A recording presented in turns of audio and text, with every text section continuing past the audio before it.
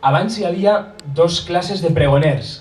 L'alguacil, que era la veu oficial, que posava en coneixement de tots els ciutadans el que passava en el poble, amb repic de tambor, i el pregoner venedor, al toc de corneta, que anava vociferant els productes que arribaven al poble amb molta gràcia.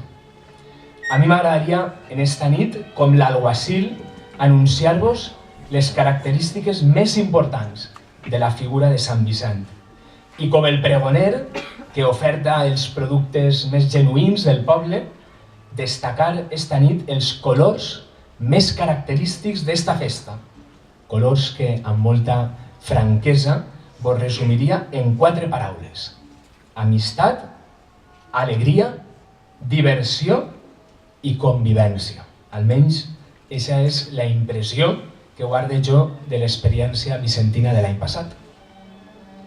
Bé, abans d'aprofundir en la figura tan venerada de Sant Vicent, em permeteu que, d'una forma molt breu, descriga l'ambient convuls en què va viure i va predicar este gran sant.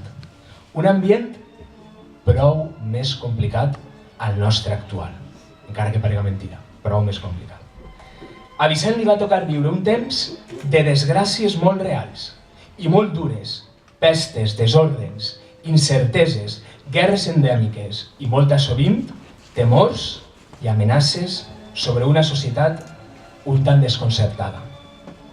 Els europeus occidentals de la segona meitat del segle XIV i del primer terç del XV van conèixer i van patir un fum de convulsions que arribaren a posar en qüestió el sentit mateix de la vida tal i com ells la coneixien i la vivien. Va ser un temps de guerres incessants a França i a Anglaterra, a la península ibèrica i a les ciutats italianes. Guerres dinàstiques, guerres feudals, guerres de fraccions urbanes, sublevacions rurals, amb la corresponent violència i mort, destrucció i carències.